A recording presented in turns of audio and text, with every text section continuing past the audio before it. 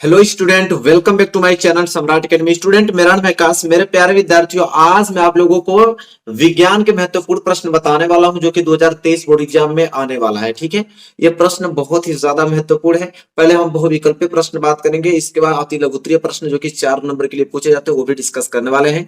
तो बिल्कुल तैयार हो जाए। वीडियो को लाइक नहीं किया तो लाइक कर दीजिए, चैनल पर नए हैं तो चैनल को सब्सक्राइब करके बेल आइकन को प्रेस कर लीजिए। सबसे पहले बहुविकल्पीय प्रश्न का उत्तर आप लोगों को साथ ही साथ देना है।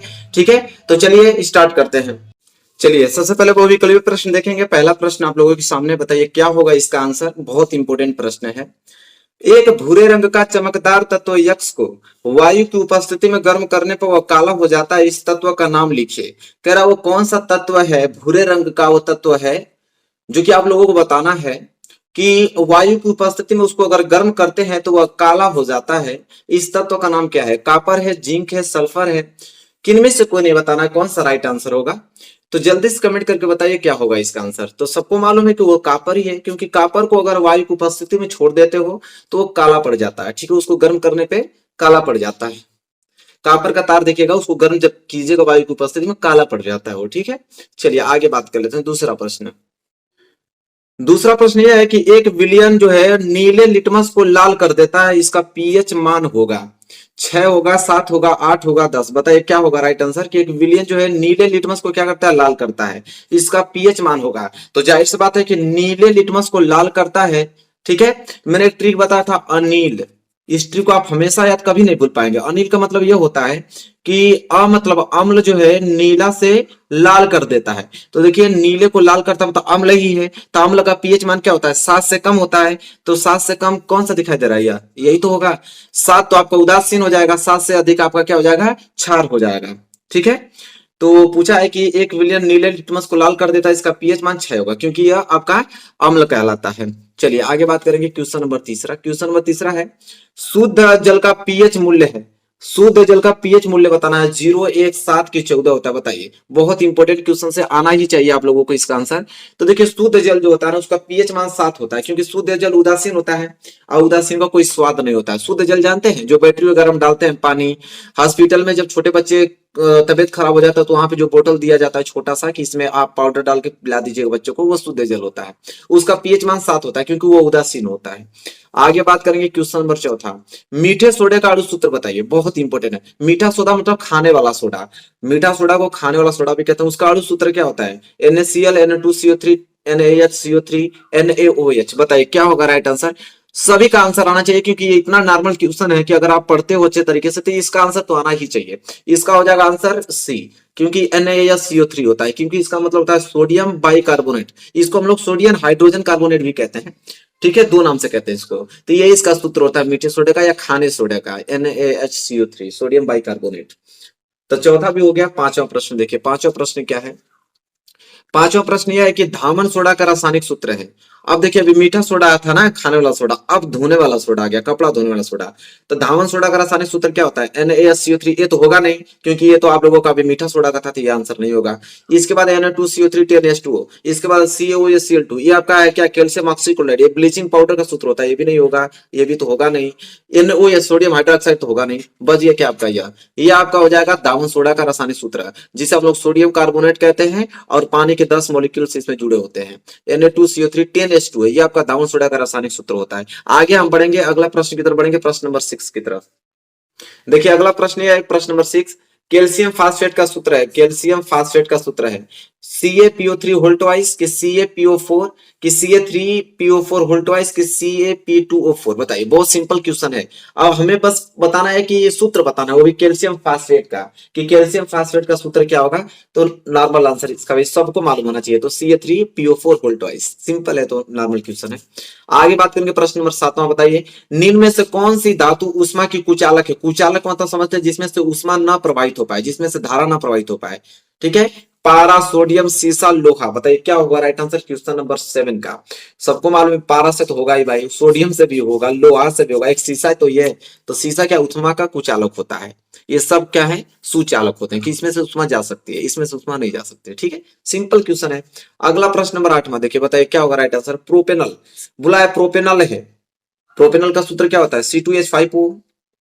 C3H6O, C4H8O, C3H5O। बताइए क्या होगा राइट आंसर प्रोपेनल का। ठीक है, क्वेश्चन नंबर 8 में का राइट आंसर क्या होगा, तो इसका हो जाएगा बी, क्योंकि प्रोपेनल का सूत्र होता है C3H6O होता है। आगे हम बढ़ेंगे अगले प्रश्न की तरफ। प्रश्न नंबर 9 बताइए क्या होगा राइट आंसर इसका। कर स्वपोषी पोषण के लिए आवश्यक है। भाई स्वपोषी पोषण के लिए जो भोजन अपना स्वयं बनाते हैं, जैसे हम पौधा पौधा अपना भोजन स्वयं बनाता है, वो स्वपोषी पोषण कहलाता है। उसके लिए क्या आवश्यक है, कार्बन डाइऑक्साइड तथा जल, क्लोरोफिल, सूर्य का प्रकाश, उपयुक्त सभी। बताइए क्या होगा राइट आंसर। तो सिंपल भाई, जो पौधा भोजन बनाता है उसको कार्बन डाइऑक्साइड भी चाहिए, जल भी चाहिए, क्लोरोफिल भी चाहिए, सूर्य का प्रकाश भी चाहिए, इसलिए उपयुक्त सभी हो जाएगा राइट आंसर इसका। ठीक है, आगे बात करेंगे प्रश्न नंबर 10। प्रश्न नंबर 10 है, हीमोग्लोबिन महत्वपूर्ण भूमिका निभाता है।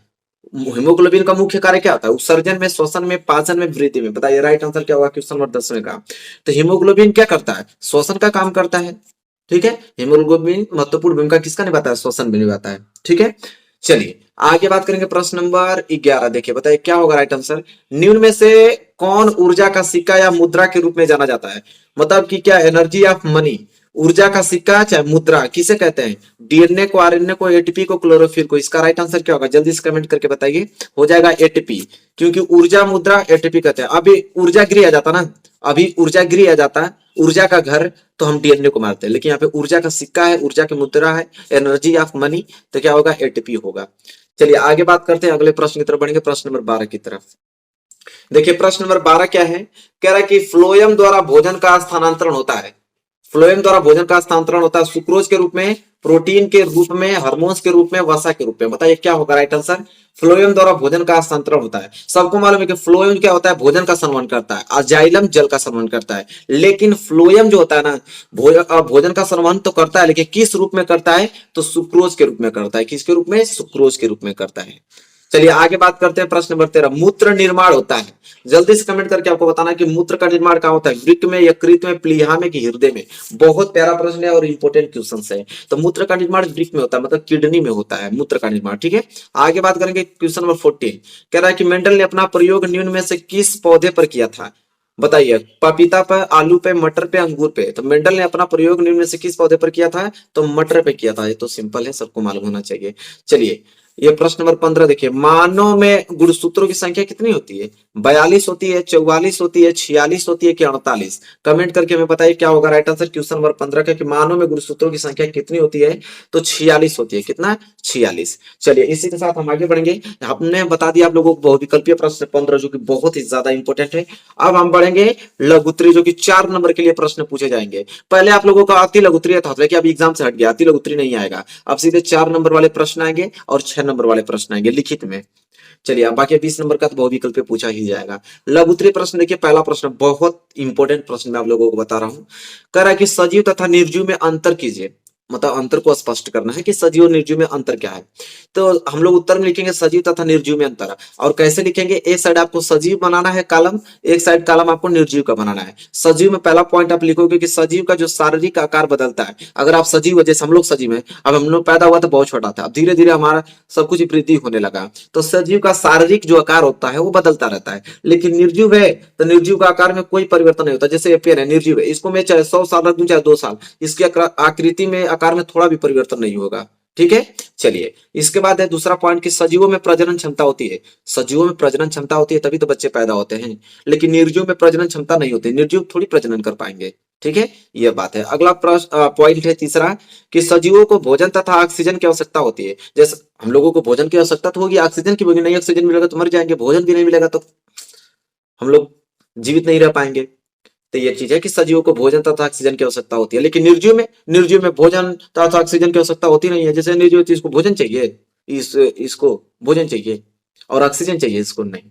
चलिए इसके बाद लास्ट पॉइंट है इसमें कि सजीव कोशिका से बने होते हैं। देखिए जो सजीव होता है कोशिका से, निर्जीव कोशिका से नहीं बने। कोशिका थोड़ी इसमें, हम लोग में कोशिका पाई जाती है। ठीक है, तो ये आप लोगों का अंतर इस तरह 4 पॉइंट से आप अपना अंतर बता सकते हैं। चलिए अगला प्रश्न देखिए, अगला प्रश्न आप लोगों को बहुत ज्यादा इंपॉर्टेंट है। अगला प्रश्न यह है, देखिए दिख रहा ना आप लोगों को अच्छे तरीके से, चलिए अगला प्रश्न है, बेकिंग सोडा बनाने की विधि तथा गुणधर्म लिखिए। बहुत इंपॉर्टेंट ये प्रश्न है, बेकिंग सोडा खाने वाला सोडा कैसे बनता है, उसकी विधि और गुणधर्म बताना है। तो देखिए बेकिंग पाउडर जो है उसका रासायनिक नाम जो होता है ना, वो सोडियम बाइकार्बोनेट तथा अणु सूत्र NaSCO3 होता है। अभी बहुविकल्पीय प्रश्न में हमने देखा कि बेकिंग पाउडर का जो मीठा सोडा होता है उसका रासायनिक नाम क्या होता था, NaSCO3, जिसको हम सोडियम बाइकार्बोनेट कहते थे। बनाने की विधि, बेकिंग सोडा कैसे बनता है ये देखने वाले हैं। तो यह सोडियम हाइड्रोक्साइड के सांद्र विलयन में अधिक मात्रा में कार्बन डाइऑक्साइड गैस प्रवाहित करने पर प्राप्त होता है। मतलब कहना क्या चाह रहा है, सोडियम हाइड्रोक्साइड के सांद्र विलयन में अगर अधिक कार्बन डाइऑक्साइड प्रवाहित करेंगे तो हमें प्राप्त होगा। जैसे रिएक्शन से समझ जाएंगे आप, देखिए NaOH सोडियम आपका हाइड्रोक्साइड है, सोडियम हाइड्रोक्साइड में कार्बन डाइऑक्साइड प्रोवाइड कर रहे हैं, तो देखिए Na2CO3 मिल रहा है और H2O मिल रहा है। इसके बाद जो यहाँ पे सोडियम कार्बोनेट मिल रहा है Na2CO3, इसमें फिर हम जल डालेंगे या फिर कार्बन डाइऑक्साइड डालेंगे, इसके बाद लास्ट में प्राप्त होगा आपको सोडियम बाइकार्बोनेट, खाने वाला सोडा। तो दो स्टेप में होता है, पहले आप सोडियम हाइड्रोक्साइड लोगे, उसमें आप कार्बन डाइऑक्साइड प्रोवाइड करोगे, सोडियम कार्बोनेट और जल मिलेगा। इसके बाद सोडियम कार्बोनेट जल को यहाँ पे उठाओगे, फिर कार्बन डाइऑक्साइड में से प्रोवाइड करोगे, तब जाके आपको सोडियम बाइकार्बोनेट, खाने वाला सोडा मिल जाएगा।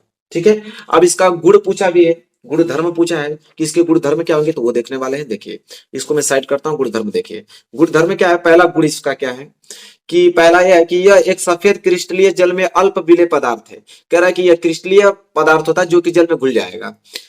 ठीक है, फिर कह रहा है दूसरा का इसका गुण है कि इसका जलीय विलयन अम्लीय होता है। कैसा पाया जाता है, ये अम्लीय के रूप में पाया जाता है, अम्लीय होता है। कभी कभी इसका व्यवहार क्षार के रूप में भी काम करता है, लेकिन अम्लीय के रूप में भी होता है। इसके बाद तीसरा है, इसको गर्म करने पर यह सोडियम कार्बोनेट धावन सोडा में टूट जाता है तथा कार्बन डाइऑक्साइड गैस निकलती है। अभी हमने देखा कि मिलके बना किससे, उसी तो मिलके बना है। अभी हमने देखा किससे मिलके बना है, सोडियम कार्बोनेट और कार्बन डाइऑक्साइड से तो मिलके बना है धावन खाने वाला सोडा।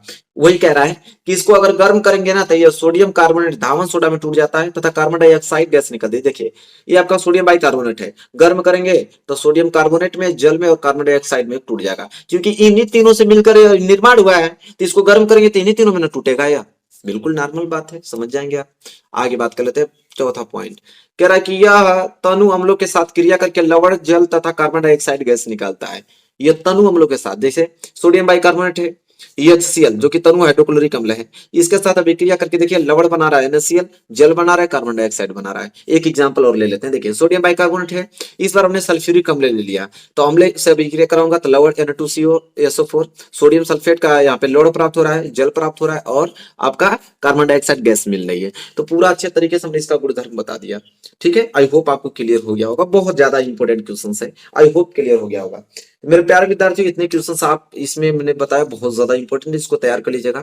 और मिलेंगे नेक्स्ट वीडियो में, तब तक के लिए धन्यवाद। चैनल पे नए हो तो चैनल को सब्सक्राइब कर लो, वीडियो को लाइक नहीं किया तो लाइक कर दो।